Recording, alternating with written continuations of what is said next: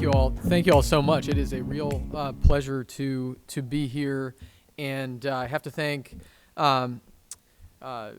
Julia for coordinating all of this, and Janine Hansen for suggesting me, I think, as a speaker, and say hi to Cindy Honcoop from Washington State, where I grew up and worked for a long time. And then recognize also my friend Michael Maybach, who's here, who directs the Center for the Electoral College, an ally of mine and all of ours, I think, in this fight. I spoke last night at a very liberal college as part of a debate program in Manhattan, and so I'm really glad to be here because I think there'll probably be less hissing in the audience. I'm hoping. I will say this. Lawrence O'Donnell was the moderator, and so I was a little bit worried. Of course, coming from Washington State, you get used to these things. But he was scrupulously fair. I have to say that. I was really impressed. He was scrupulously fair.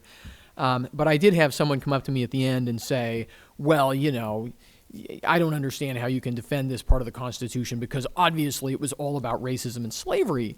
And I know. And I said, it seems to me that's not a very good argument because, the whole Constitution was written together, right? And so, I mean, do you think the First Amendment is about racism and slavery and we should get rid of it, right? And she just sort of wandered off after that. But muttering something about how she was sure that I was a white supremacist or something like that. But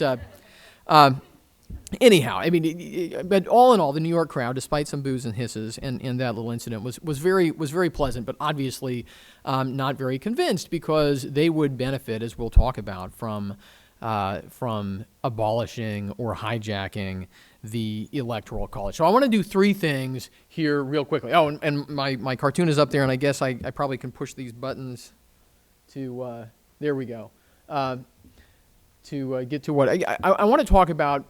The National Popular Vote Interstate Compact, which is the threat. But I want to start off for just a moment talking about the history of the Electoral College. And a lot of you have probably seen the imprimis that I wrote for in June.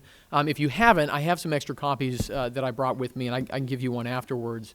I was delighted. I saw that I was going to speak after Bill McClay and then the next imprimis was from Bill McClay. So we've got, I don't know where we'll show up again, but I mean it's a privilege. I think we pack a good 1-2 punch here. So I want to talk about the story of the Electoral College real quick because I think this is important to understand, and I love it for the following reason. When you go back and read the history of the Constitutional Convention and the debates over electing a president, you discover just how innovative and just how honest and just how practical were the American founders. They started off with something very conventional, a parliamentary model. The Virginia Plan, the original rough draft of the Constitution introduced at the beginning of the convention, called for Congress to elect a president, right? A parliamentary model, how lots of countries still do it today. This is the other thing that someone told me last night. They said, well, every other country, I've heard this so many times, every other country elects their president with a popular vote. And I said, well, I mean, how do you think the Prime Minister of Great Britain is elected? Well, by a popular vote. Okay, this is going to take longer than So, of course, a parliamentary system is, if you're interested in one person, one vote, democracy as your highest goal, right? A parliamentary system is worse than our electoral college, if that's what your ultimate value. They started off with that, but the problem with the parliamentary system is that it makes your executive the lackey of your legislators. Right? You don't have a separation of powers, right? Congress has a lackey, and how do they select their lackey? By horse trading, by politics, right? So you wind up with congressional politics determining who gets elected and really controlling the executive branch. And it's interesting to see, right? They would put forward the parliamentary model, and they would bring this up, and they kind of all, you get this sense reading the debates from Madison's notes and some of the other notes and letters that survive. They all kind of agreed, like, we don't want to do this. but there's not another model. And they went through all kinds of things. What if we had state governors elect the president? Well, these are also politicians, right? This is maybe better in some ways, but maybe worse in other ways, and it's going to break down the vertical separation of powers between the federal government and the states.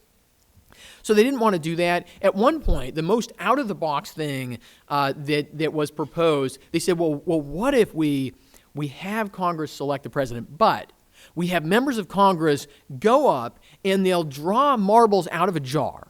And whoever gets the certain colored marbles, that group of members of Congress will be ushered into a room, locked in, and we won't let them out until they choose the president. Right? So no horse trading. Nobody knows who it's going to be ahead of time. I mean, I read this. I remember the first time I read this, I thought, wow, like this is really sort of some oddball stuff. There wasn't a lot of debating about it afterward. I think they just sort of realized that might seem maybe a little too much like selecting a pope, frankly. They'd have to have white smoke come out of the rotunda or something. Finally, toward the end, they hit on the idea, well, what if we create another Congress? I mean, you think about it, this is really what the Electoral College is, right? It never all meets in the same place. But they said, look, we hammered out this compromise, right, between the big states like New York and Virginia and the small states like pretty much everybody else. And of course, New York and Virginia, right, a state in the north, a state in the south. There were small states in the north, small states in the south. They hammered out this compromise. They said, look, what if we just take that compromise and we create a body that exists only to elect a president?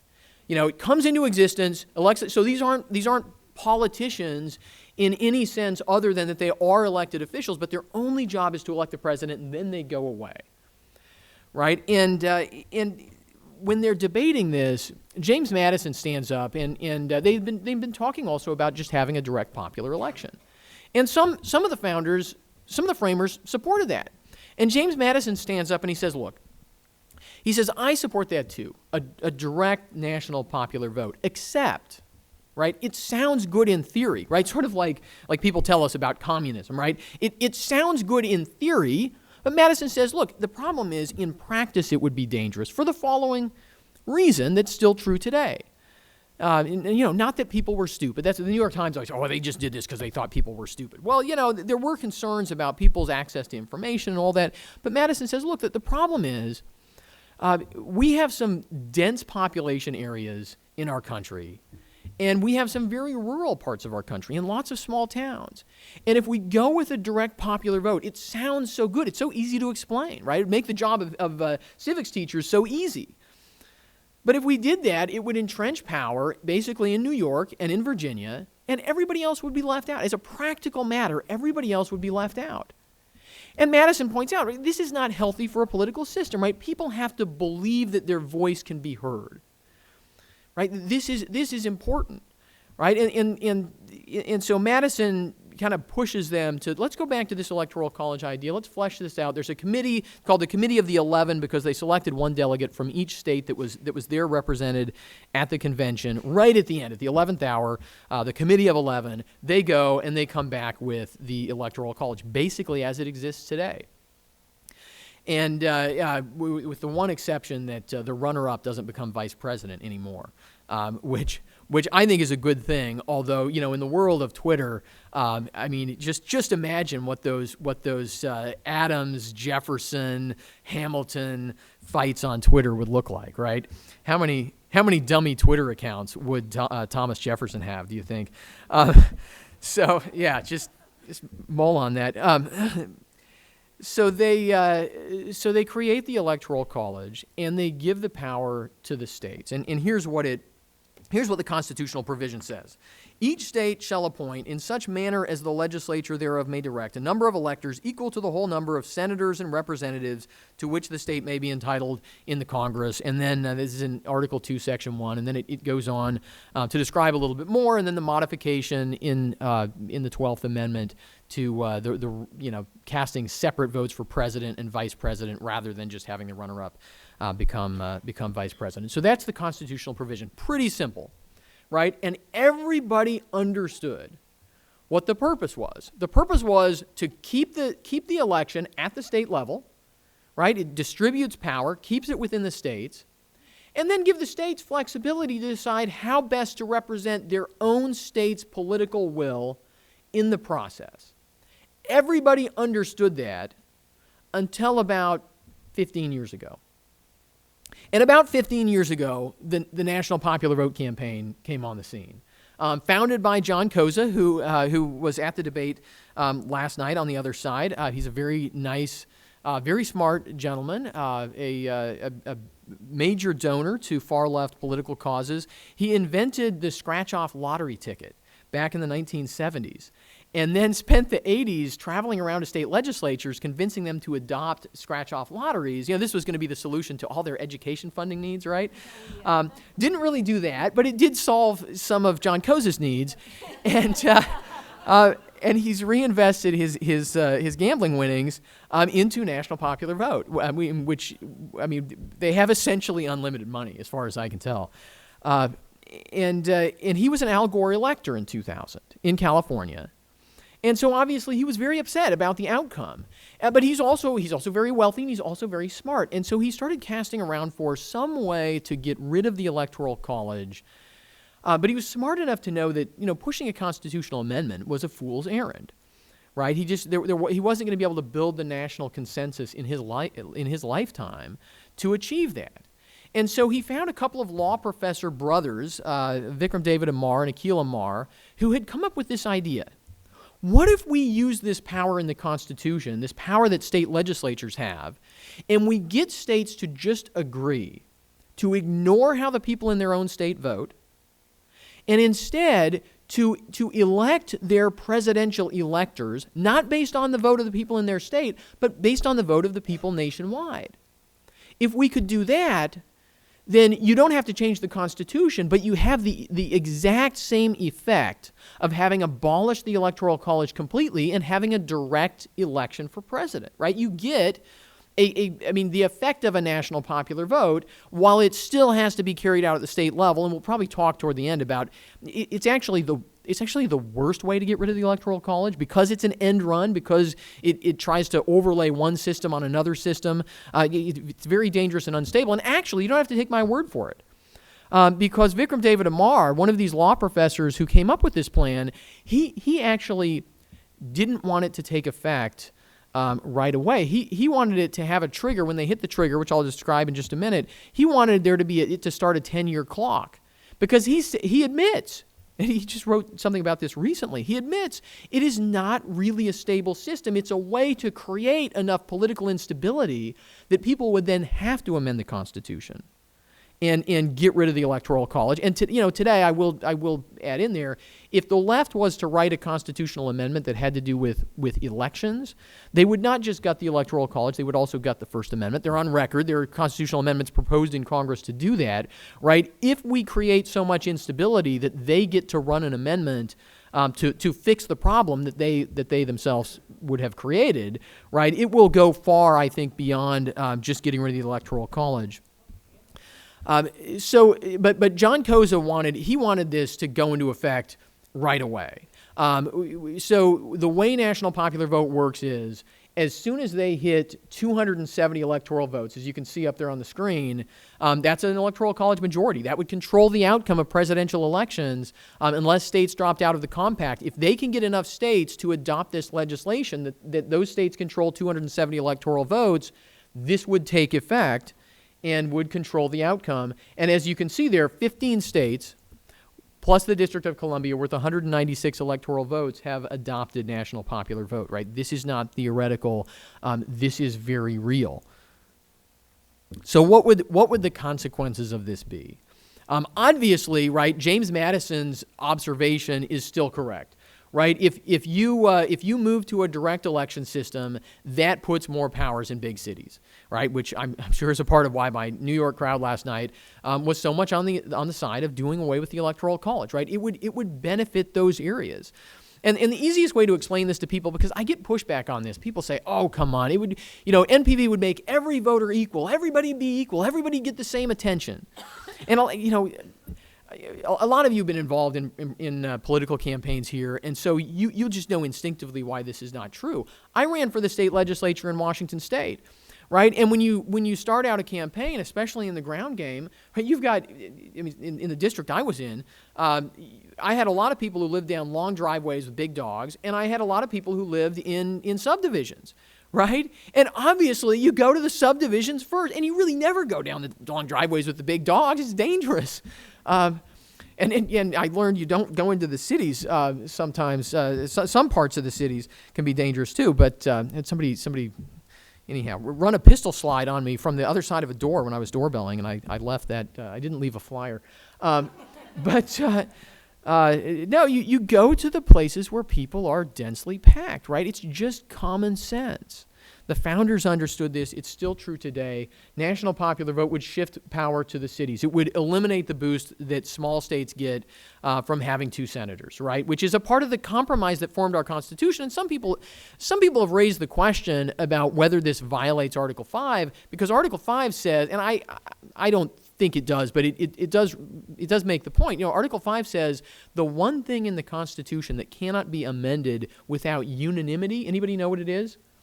Equal suffrage in the Senate, right? The most important part of the Constitution, according to Article 5, is that each state gets equal representation in the Senate. It's the only thing today that can't be amended without unanimity among the states.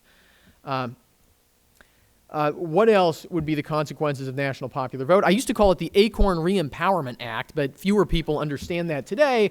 Look, if you run a political machine in New York or in Chicago or in Los Angeles, right, national popular vote would allow you to swing presidential elections through ballot harvesting or whatever other means you can come up with in a way that doesn't matter today, right? Because winning California with 60% or with 80%, it doesn't matter, right? The Electoral College incentivizes candidates to go to places where they're slightly behind and try to win a few more people over there. You can't win by running up the score in places where you're already popular. NPV would change that. NPV also, I mentioned this is the worst way to change the Electoral College. It really would be disastrous because each state in the compact would actually certify the national popular vote total for itself. And it's all trust and no verify, right? Reagan said trust and verify. This is all trust, no verify, right? I mean, imagine this scenario, which is easy, I think, to imagine, right? California voters are sitting around on Election Day in 2024, if national popular vote has taken effect, and they're watching MSNBC. And Rachel Maddow is telling them, it's Election Day. It looks like things are going to be close. It looks like maybe the Republican candidate's slightly ahead. And Rachel Maddow is telling her friends in California, the only reason Republicans are, have a chance to win this election is because of voter suppression in the South.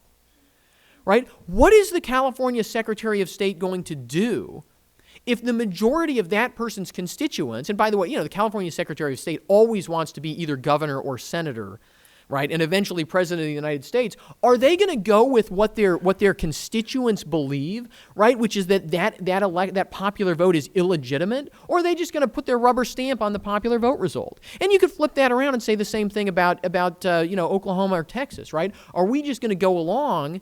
If we're hearing that the only reason why Democrats are slightly ahead in the presidential election is because there's 1 million illegitimate votes in California, are we really just going to go along with that? The National Popular Vote Compact literally says nothing about how to resolve election disputes, which makes sense if the objective is to create political instability. It doesn't really make sense any other way, as far as I can figure out. And it would inevitably lead to a takeover of elections, because the only solution at that point, whether you have a constitutional amendment or not, the only solution to that instability and to a lot of other concerns people would have about fairness that are perfectly legitimate would be to centralize control over elections. Right? Because if I have an election, in a current presidential election, when I vote and Bill votes in Oklahoma, right? We know the rules in Oklahoma. Our ballots are, presidential candidates get on the ballot in a certain way. We cast our votes a certain way. They're counted a certain way. They're recounted if need be a certain way. And it doesn't have to be the same in Virginia, right? But if Virginians' ballots and Oklahomans' ballots are all thrown into the same ballot box, I mean, it violates a fundamental principle of fairness to then say, but, the way you cast your votes is going to be different, the way they're counted is going to be different, the way they're recounted is going to be different. You would have to centralize control, and frankly, conservatives would demand centralized control of elections if national popular vote ever took effect, because it would be our only defense against election fraud in blue states. Right? We would demand it, right? We would demand that the federal government take over elections, because we wouldn't have any choice at that point. So where are we in this fight? And Eagle Forum has been really the greatest ally in this fight since at the very beginning. And I should say too, just as far as my own career and my own interest in all of this, my first real job out of college was at the Council for National Policy, where Phyllis Schlafly was a workshop chairman, and my job was putting together the workshops. And so I got to work with her directly quite a bit, and it was a great pleasure. And I learned a lot about the importance of institutions and also about how to stop bad ideas. And so I have to give a lot of credit to your mom for Save Our States and everything that we do. And as I said, Eagle Forum has been such a good ally right from the beginning, with so much help from Janine Hansen. Where are we right now with national popular vote? I mentioned that there are 15 states plus the District of Columbia that have passed this. All of those are blue states, and so sometimes conservatives say to me, "Well, look, they're running out of blue states. We don't have to worry about this. It looks scary, but they're not going to get there." Here's the reality. As I mentioned, national popular vote basically has unlimited money, and they are lobbying in every single state, and that's not hyperbole, right? Wherever you are from, if your state hasn't adopted NPV, I guarantee that national popular vote has had people on the ground in your state. They are everywhere. They've been in Oklahoma this year. Which is just sort of mind-boggling to me, because I'm right there. We've sort of made this a radioactive enough issue that they couldn't even find a bill sponsor, but they were still there, right? They were still there with their lobbying team on the ground, and using their favorite tactic, which I want to appeal to all of you to watch for this, because this is their favorite tactic, but it's also their Achilles heel. What national popular vote loves to do is to identify some Republican legislators who are, oftentimes they're new, or they're not, they're probably not the kind of people who come to Eagle Forum meetings, and they will take them on all expenses paid trips to five-star tropical resorts.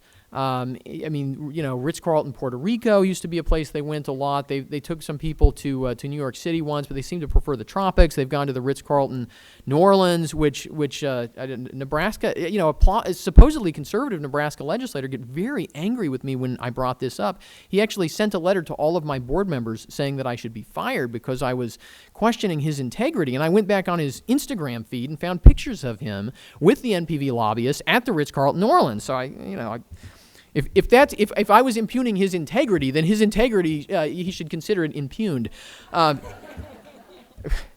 But this is what they like to do, and this has an effect. They did this in Michigan last year. They got a majority of Michigan Republican state senators to co-sponsor national popular vote and try to push it in their lame duck session last year. Now, we hit the ground there. And we worked with allies in Michigan, and frankly, as I say, this is their Achilles heel. When you expose that that's how they're lobbying for this, that they're trying to get state legislators to tinker with the Constitution in a fundamentally illegitimate way to change the rules in presidential elections, and they're doing it by buying your legislators Mai Tais and taking them to the beach, right? That tends to make people pretty angry. It did in Michigan, it did in Oklahoma, it did in Arizona. We stopped it dead in Michigan. Leaders in both chambers ended up saying, don't worry, we're not going to give this bill a vote. But in Oklahoma, before I had moved there, they got it through the Oklahoma State Senate, right? This is a supermajority Republican body. They got it through the Arizona House of Representatives. I mean, with the tireless work of people like Janine and myself and lots of you in the room, I know we have been able to stop them in every red state and every purple state that wasn't completely controlled by the Democrats. But this is serious. They're not going away, right? And after 2016, they now have a ground game. I mean, this became much more difficult after 2016 because they have a ground game. They have the resistance out there. And after 2018, they won a lot more power in state legislative races, which allowed them to pick up, not just Democrats, right? These are like hardcore progressive Democrats that have shifted left, even in states like Delaware that have been Democrat for a long time. They were able to pick up Delaware, New Mexico, and Oregon and Colorado. Colorado now, citizens have gathered signatures and put this on the ballot. So it's going to go to the ballot for a vote to repeal national popular vote in Colorado next November, the same as the presidential election. They almost got it through in Maine, but we got 7 Democrats to flip back and stop it literally on the last day of the session in Maine. They passed it in Nevada, but the Democrat governor in Nevada vetoed it and said, "I'm not." Yeah, exactly. I mean. And his statement was exceptionally good. The work that was done in Nevada was just awesome. But yeah, I mean, he said, look, I am not going to hand over my state's voice to Los Angeles, right? I mean, this is good common sense. I mean, and I will say we should avoid making this a partisan issue to the extent that we can, because there are a lot of Democrats who recognize that, if you're a Democrat and you're not from Los Angeles, Chicago, or New York, or you're not a fellow traveler with that sort of Democrat, right? You're not an AOC Democrat. You recognize this would give the AOC wing of their party more power, right? And so a lot of Democrats see this as a threat. Not enough, but we're working on it. So I listed the top concerns up there. Michigan, obviously, Minnesota, New Hampshire. This will have a vote. There's a study session in New Hampshire on October 3rd. It will get a vote next year because of the rules in New Hampshire. I think we're going to be okay. Virginia is a major concern with the legislative election coming up here. National Popular Vote has been very active in Virginia. And obviously we're all watching the state elections this year. Other states where National Popular Vote has been very present in their lobbying efforts: Alaska, I mentioned, Arizona, Arkansas, Maine, I mentioned, Missouri, Nevada, North Carolina. Nevada, it can't come back next year, thankfully, and Maine, it can't come back next year either. North Carolina, I know they've been very active there, and there's some concern about the legislative elections next year. Pennsylvania, same thing. Utah and Wisconsin. As long as we keep the firewall strong and keep NPV passing in any state where Democrats don't have complete control, unless there's a massive wave election, we will be able to stop NPV. But we also have to be ready if things swing back in states that have adopted it, like New Mexico, like Delaware, like Oregon or anywhere else, to like Massachusetts. I was talking to a Massachusetts Democrat, actually, or one of my colleagues was in August, and this Massachusetts Democrat said, I'm not sure this is a good idea. We have to be ready to try to get states to repeal this. Many of you, I'm sure, think it's very analogous to ERA, right? The problem with National Popular Vote is it doesn't go away. So it's important not just to beat it, but to push it back, and to push it back as hard as we can. How much time do I have? 2 minutes. 2 minutes. Okay, that's perfect. That's all I need, because I want to say something about how to defeat National Popular Vote, how to defeat it rhetorically, right? What are the messaging points to defeat National Popular Vote? And I want to identify 3 different groups of people, because it really depends on who you're talking to. One are the true believers. Another is the paid lobbyists, and then the third. Let's see, what's my third group? My third group is the leftist opportunists. And frankly, when it comes to the paid lobbyists and the leftist opportunists, there's probably not very much that we can do other than expose them, right? We need to expose them. But as far as the true believers, right, and including sort of conservative legislators who have maybe they had too many Mai Tais and they started to buy into this, right? How do we help them understand why National Popular Vote is the wrong direction? There are 2 kinds of arguments. One is specific to the National Popular Vote Interstate Compact, and I think this is very important. because the National Popular Vote Interstate Compact is not well drafted. It is not stable. It is not something that would work. Even if someone would prefer to do away with the Electoral College, the National Popular Vote Interstate Compact is illegitimate and dangerous, right? Even for people who want to move in that direction. And so that is one set of arguments that I think are important for us to be able to make, because frankly, there are a lot of state legislators who just do not care that we're a republic and not a democracy.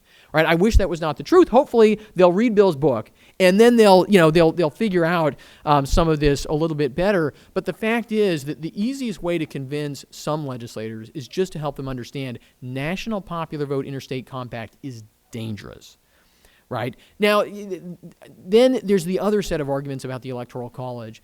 And these arguments work very well if you're talking with someone from rural America, small town America, right? Or in a small state, which is the fact that the Electoral College it's a part of our system of checks and balances that's designed to make sure that big cities don't control everything. It contains election disputes in individual states, like the watertight compartments on an ocean liner, right? So if you have a problem in one state, it doesn't sink the whole ship, right? You have a problem in one state with the Electoral College, it's contained in that state, and we can deal with it that way. You never need a nationwide recount with the Electoral College. And the Electoral College, and this is something that ought to resonate with Democrats today, the Electoral College is why presidential appointees do not run presidential re-elections. Right, you think about it. I mentioned you would have to centralize power over elections in Washington, D.C. under any kind of a national popular vote system. You'd have to have one decision maker, and it would have to be in Washington, D.C. That means giving presidents more control over their own elections and re-elections. That is a terrible idea, right? And in the age of Donald Trump, you would think that Democrats would understand that that's a terrible idea. That's a terrible idea. It would be bad if Barack Obama was in charge of his re-election in 2012, and it would be bad if Donald Trump was in charge of his re-election in 2020, right? If for no other reason than it would detract from people's faith in our system.